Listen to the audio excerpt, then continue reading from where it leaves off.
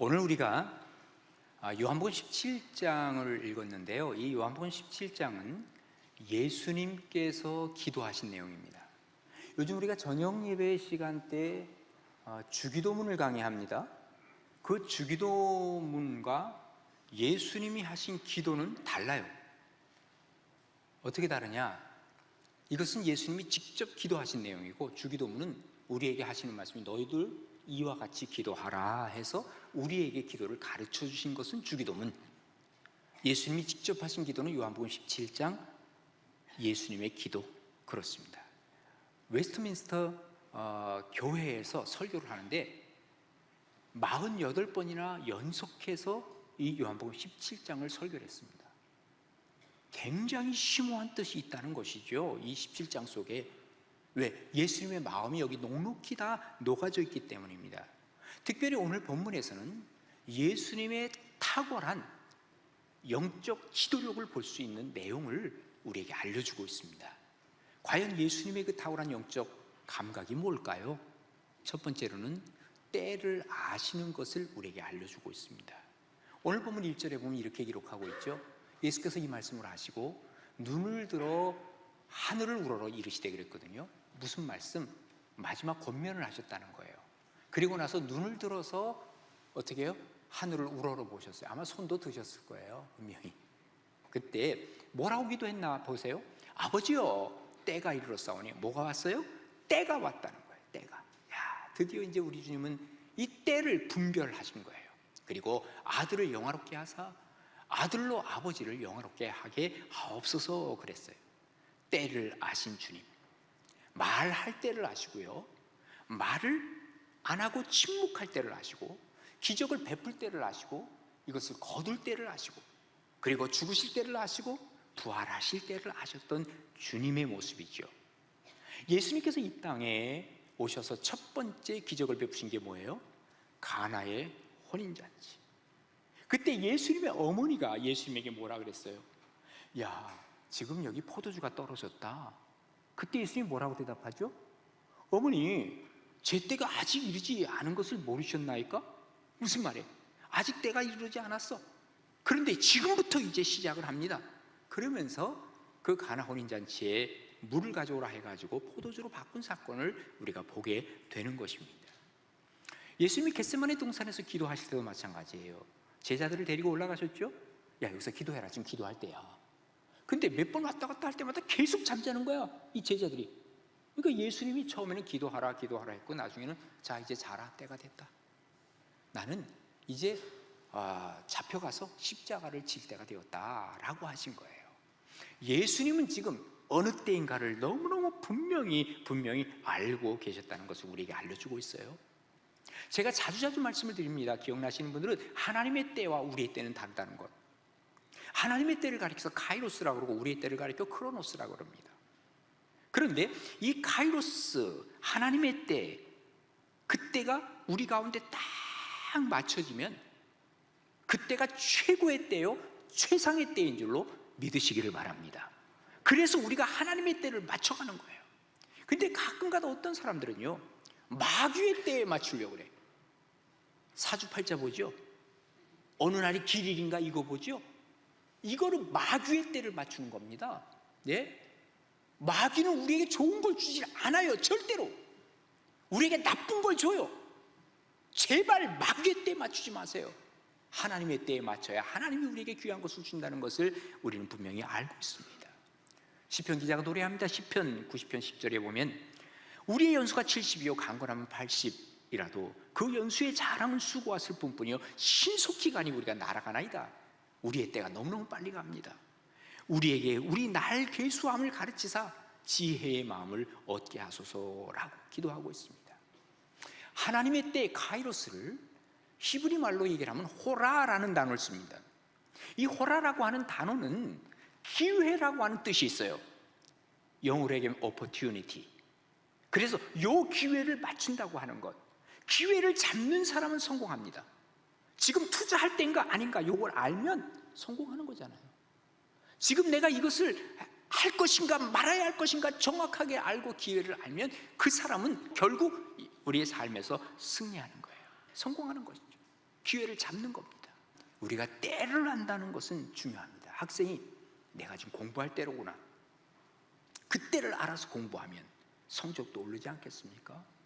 우리 성도들이 야, 오늘은 예배 드릴 때야, 내가 오늘 봉사할 때로구나, 그걸 알면 하나님 앞에 칭찬받지 않겠습니까? 이 때를 다 잃어버리고 나서 말이죠, 그 다음에 아이고 후회된다, 후회해봤자 다 끝난 거예요. 다 때가 있는 겁니다. 때를 지나고 나면, 놓치고 나면 아무리 후회해도 정말 다시 되돌이킬 수 없다는 사실을 우리는 기억해야만 합니다. 특별히 교회에도 다 때가 있죠. 이번 주 수요일부터 시작되는 게 뭐죠? 사순절이 시작이 됩니다. 사순절이 언제부터 시작되는지 아시죠? 부활절을 기점으로 해가지고 거꾸로 40일 전부터 사순절이라 그래요. 그러다 보니까 부활절이 주일날 시작되니까 거꾸로 하다 보니까 여기 수요일날 시작이 되는 거예요. 그래서 수요일을 가리켜 뭐라 하냐면 제2수요일, 여기서부터 사순절이 시작된다는 거예요. 근데 우리가 가끔 생각을 할 때, 아니 그러면 부활절이 왜 매년 바뀝니까? 라고 묻는 사람이 있어요. 사실 좀 의문이 가죠. 왜냐하면 6월절 지나고 나서 그 다음 나음이 지나면 그 다음에 부활절 하면 되잖아요. 근데 문제가 생겨요. 뭐가 생기느냐, 6월절이 언제죠? 6월절은 1월 14일입니다. 그럼 1월 14일이라고 한다면 여러분 한번 생각해 보세요. 1월 14일이 월요일 될 수 있고 화요일, 수요일, 목요일 다 될 수 있죠, 그죠? 그러면 이날로 계산을 하면 우리가 부활절도 역시 크리스마스처럼 월요일, 화, 수, 목, 금, 토일 다 될 수 있는 거예요. 그런데 우리는 부활절과 주일을 연결을 해요. 뭐로 연결하느냐? 예수님이 부활하신 날이 바로 부활절이고, 주일마다 우리는 부활을 기해서 그것을 예배를 드리는 거예요. 이 작은 부활절이에요, 우리는. 그래서 고민을 한 거예요, 초대교회가. 그때 어떤 결정을 했느냐면, 우리가 부활절을 지내기 위해서는 춘분이 있잖아요. 춘분이 언제죠? 3월 21일이, 그죠? 그러니까 3월 21일 춘분 지나서 첫 번째 오는 만월, 보름, 그리고 나서 첫 번째 주일, 이날을 부활절로 정한 거예요. 고민하는 흔적이 보이지 않습니까? 그래서 그 이후로는 이게 흔들리지 않고 부활절을 우리가 이렇게 지내고 있는 것이죠. 자, 그러면서 이 사순절 기간 동안 우리의 신앙의 선배들은 뭘 했느냐? 고난을 묵상하기 시작했어요. 오죽하면 수요일이 뭐예요? 죄를 뒤집어 쓰고 회개하는 날로 시작을 했어요. 그래서 이 날을 애쉬 웬스데이라고 그래요. 그러니까 죄를 뒤집어 쓴 그날. 이 죄는 뭐냐? 여러분, 이스라엘이 학살령이 내렸을 때 모두에게 어떻게 했어요? 죄를 뒤집어 쓰고 옷을 찢으면서 하나님 앞에 회개하면서 그리고 기도했어요. 하나님께서 그의 기도를 받아주셨잖아요. 이게 지금 죄를 뒤집어 쓴다고 하는 것은 바로 그들의 죄에 대한 것을 하나님 앞에 내어놓고 새롭게 시작하려고 하는 그런 마음이 바로 그거죠. 그래서 이제 사실은 그 죄는 어떻게 하느냐? 초대교회 사람들은요, 그 전에 종려주일 지나잖아요. 종려주일에 종려나무 가지를 흔들잖아요. 그들이 또 그 종려나무 가지를 흔드는 것이 바로 종려주일에 그 일을 했습니다. 그리고 이것을 1년 동안 흔들었던 종려나무 가지를 어디에다 놔요? 창고에다 잘 보관을 해요. 그리고 나서 1년 후에 이것을 꺼낼 때는 어떻게 될까요? 바짝 마르잖아요. 이걸 태웁니다. 태우면 재만 남잖아요. 그 재를 모아가지고 얼굴에다 바르고 몸에 바르면서 지금 내가 이렇게 지저분한 나의 모습을 하나님 앞에서 다시 새롭게 한다는 의미에서 재의 수요일을 지냈습니다. 오늘날 우리는 어떻습니까? 40일 특별 기도를 우리가 해보자. 우리 교회에서도 그걸 이제 할 겁니다. 광고할 겁니다. 하나님이 우리에게 주신 이때를 우리가 발견해서 찾아서 하나님 앞에서 이 때를 잘 살아보자. 이게 바로 사순절을 사는 사람의 모습일 것입니다.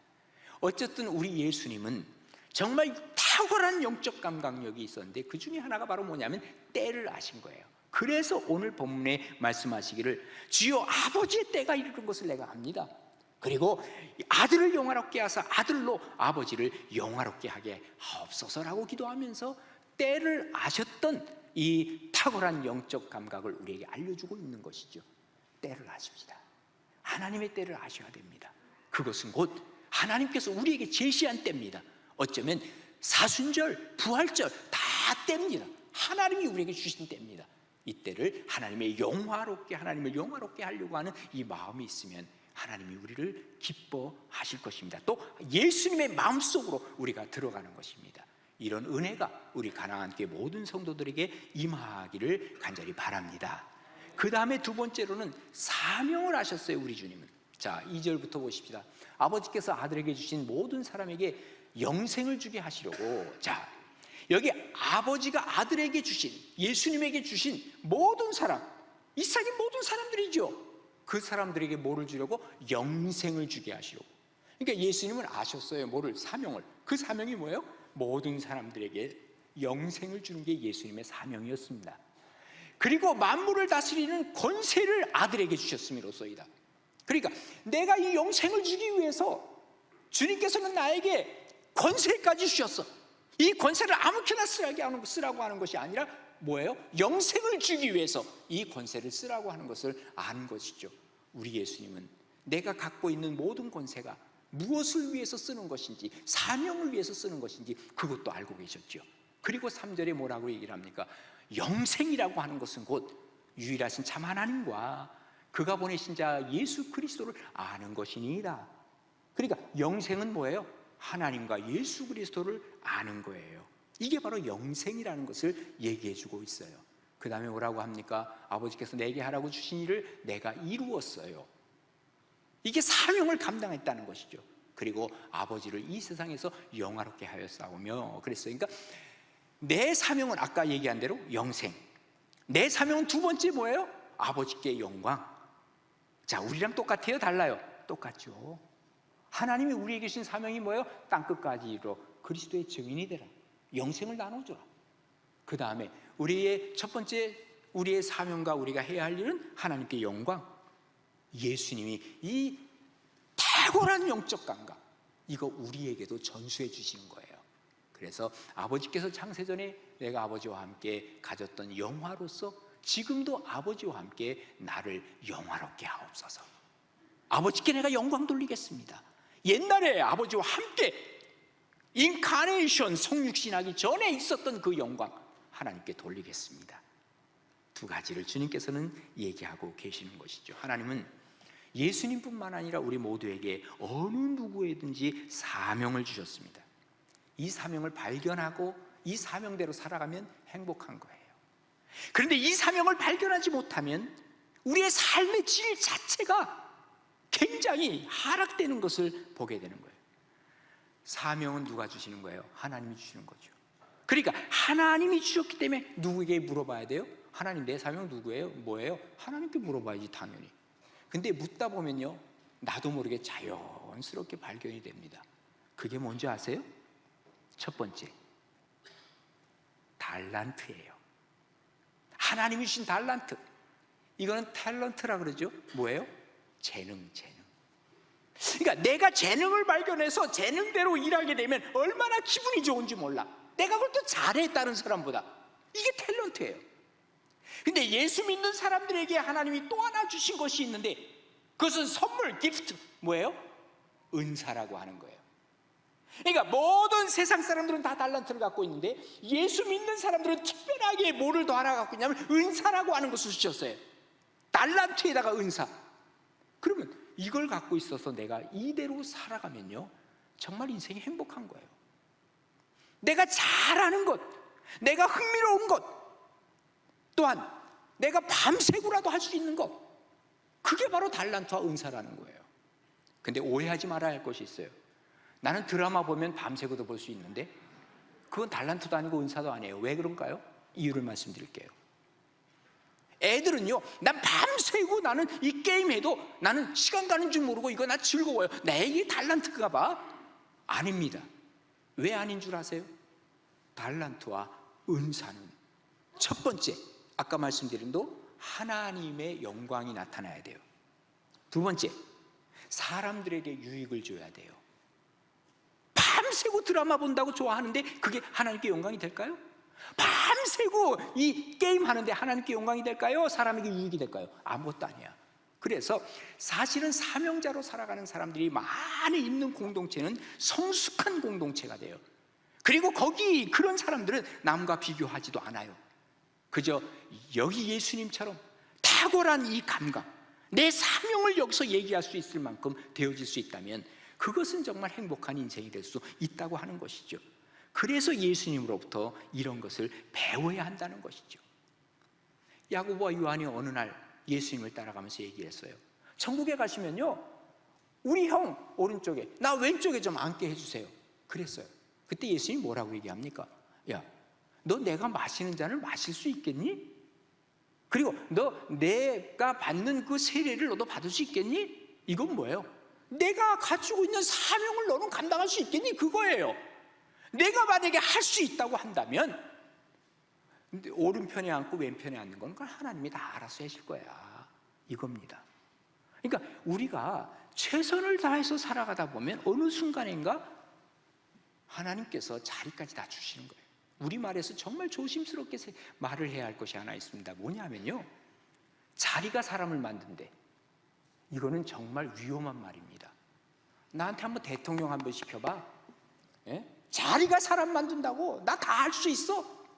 다 생각하고 있어요, 우리 대한민국 사람들은. 이상하게도. 그래서 자기가 다 대통령보다 낫다고 생각해요. 자리가 사람을 만드는 게 아니에요. 사명이 자리로 가게 하는 거예요. 내가 하나님 앞에서 이 맡은 사명을 계속해서 하다 보면 어느 순간인가 그 자리에 와 있는 거야. 또 그 자리에 안 가 있어도 관계없어. 나는 인생을 즐기고 있으니까. 그래서 하나님이 먼저, 예수님이 우리에게 주신 말씀이 뭐예요? 너 먼저 할 것이 있단다. 하나님의 나라와 의를 구해. 그리하면 이 모든 것 너에게 더해줄게. 우리는 자리부터 주세요. 물질부터 주세요. 이것부터 주시면 내가 다른 것 열심히 하지요. 아니라고 말이에요. 우리 주님은, 우리 주님께서 원하시는 것은 내가 하나님 앞에서 받은 사명, 내가 하나님으로부터 받은 달란트와 은사를 어떻게 쓰고 있는가를 하나님은 보고 계세요. 그러다가 만약에 자리가 주어지지 않아도 관계없다니까, 나는 인생을 즐기고 있었으니까 행복한 거예요. 그런 사람이 행복한 거예요. 우리 주님이 바로 이 탁월한 그 감각을 갖고 있었다는 건 바로 이 사명감이었다는 것을 우리에게 보여주고 있는 것이죠. 이것이 되지 않으면 일을 열심히 하다가요, 뭔가 좌절해요. 그때 마귀가 찾아오는 거예요. 그래서 마귀가 유혹하잖아요. 야, 저기서 뛰어내려봐. 내가 너에게 명예 줄게. 너 나에게 절해봐. 내가 세상의 모든 거 다 무력을 너에게 만족시켜줄게. 너 한번 이 돌로 떡 만들어봐. 그러면 너의 인기도 너에게 줄게. 유혹을 받기 시작하는 거예요. 여기서 이겨낼 수가 없어요. 그러나 사명 중심으로 살았던 예수님은 이 모든 것을 이길 수 있었던 것은 사명 때문에 이길 수 있었다는 사실을 우리는 기억해야만 하는 것입니다. 욕심은 내가 하고 싶은 일을 하는 겁니다. 사명은 하나님이 기뻐하시는 일을 하는 것입니다. 이것이 일치될 때 우리는 신앙이라고 그러는 겁니다. 그 신앙이 있을 때 하나님은 우리를 기뻐하시는 것이죠. 예수님은 사명을 하셨습니다. 그리고 우리에게도 주님께서는 이것을 우리에게 배우라는 거예요. 사명. 여러분에게 사명이 있으세요? 한번 찾아보세요. 내 달란트와 은사를 보고 내가 정말 즐길 수 있는 것인데 이것이 하나님께 영광이 되고 다른 사람에게 유익이 되는 것은 사명임에 틀림이 없습니다. 그 사명을 한번 밀고 나가 보세요. 그렇다면 하나님이 그 사명을 통해서 놀라운 역사를 이루어가고 나는 행복하게 인생을 살아가는 거예요. 기분 좋게 인생을 살아가는 거예요. 이런 축복과 은혜가 우리 가나안교회 모든 성도님들에게 임하시는 하나님의 주신 사명이 되기를 주님의 이름으로 축복합니다. 그 다음에 마지막으로는 주인을 알아야 됩니다. 오늘 본문 6절에 보시면 세상 중에서 내게 주신 사람들에게 그랬어요. 그러니까 예수님에게 모든 사람을 하나님은 주셨는데 그게 누가 주셨다는 거예요? 내 사람이 아니라는 거예요. 하나님의 사람이라는 거예요. 하나님이 주인이신데 그분이 나에게 맡겨주셨다는 것이죠. 내가 아버지의 이름을 나타내었나이다. 그들은 아버지의 것이었는데 처음부터 아버지의 것이었어요. 그런데 내게 맡겨주셨어요. 그들은 아버지의 말씀을 지켰나이다. 그 다음에 뭐라 그럽니까? 지금 그들은 아버지께서 내게 주신 것이, 아버지께서 내게 맡겨주신 것이 다 아버지께로부터 온 것인 줄을 알았나이다. 그들도 깨닫게 됐어요. 다시 말해서 우리의 주인이 바로 참 주인이신 하나님인 것을 알고 예수 그리스도를 알아요. 그러니까 이게 아까 뭐라 그랬어요? 이게 바로 영생이라 그랬잖아요. 그들이 영생을 알게 되었어요. 하나님 감사해요. 주인을 알게 되었습니다. 라는 얘기를 하는 거예요. 우리가 인생을 살면서 주인을 안다는 것, 이것처럼 더 기분 좋은 일이 없어요. 예? 우리의 주인이 하나님이시라고 우리가 고백을 한다면 무슨 일이든지 간에 어떻게 할까요? 하나님께 물어봐야지. 주인한테. 내가 돈을 쓰더라도 이 돈의 주인이 하나님이니까 하나님 이거 어떻게 쓸까요? 시간을 쓰더라도 하나님이 시간의 주인이니까 하나님 이 시간을 내가 이렇게 써야 될까요? 사업을 하더라도 이 사업이 하나님의 건데 하나님 이 사업을 이렇게 하고 여기 투자할까요? 말까요? 물어봐야 될 거 아니에요. 그럼 하나님이 가르쳐 준다는 것이죠. 그리고 하나님이 원하지 않으시면 내가 아무리 좋아 보여도 내가 내려놔야죠. 그만두는 게 도리지요. 왜? 주인이 원하는 걸 해줘야 될 거 아니에요. 근데 우리는 가끔가다 하나님을 오해해. 하나님이 어떤 분이냐? 산타클로스가 하나님입니다. 그러다 보니까 1년에 한 번씩 찾아. 그분이 1년에 한 번씩 선물을 나에게 주시니까. 여러분 지금 산타클로스 찾는 사람 있습니까? 없잖아요. 크리스마스 때만 찾아 산타클로스로 아는 사람이 있어요. 또 하나님을 어떤 하나님으로 아느냐? 그저 119 대원으로 알아. 급하면 전화하는 거야. 급할 때만. 급하지 않으면 119랑 나랑 관계가 없잖아요. 우리 하나님을 그렇게 알아도 위험하다 그 말이에요. 여호와는 나의 목자시니 내가 부족함이 없으리로다. 그가 나를 푸른 초장에 맑은 물가로 나를 인도하시는도다. 이렇게 고백을 하면서 주님과 함께 주인 되심을 고백할 때 정말 내 인생이 달라지는 것 아닐까요? 하나님이 나의 주인이십니다 하는 것을 어렴풋이 알면 하나님께 내 인생 안 맡깁니다. 어렴풋이 알면. 여러분들 최소한 돈만 하더라도 그래요. 소문이 나는데 저 은행이 말이지 뭐 6개월쯤 지나면 저거 파산된대. 그 M&A 하든지 뭐 어떻게 되는데 저거 지금 돈 찾지 않으면 큰일 나 하는데 나는 돈 맡기겠어요? 이거 좀 맡아주세요. 아마 이거 맡길 사람은 없을 겁니다. 모르면 몰라도. 하나님에 대해서 신뢰감이 안 가요. 예? 그저 어렴풋이 알아. 절대로 나 안 맡깁니다. 예? 확신해야만 나 자신을 맡기고 내 인생을 거는 것입니다. 이게 바로 뭐예요? 믿음이에요. 믿음. 하나님은 우리의 몸과 마음과 영혼까지 주인이 되셔서 우리에게 주셨습니다. 주인을 알면 그 다음부터는 우리가 갈 길이 보여지기 시작하죠. 왜? 우리 주인이 뭐라 그러셨어요? 내가 곧 길이다. 그 길을 따라가면 되는 거예요. 여기에 바로 진정한 기쁨과 만족이 생겨나기 시작하는 것이죠.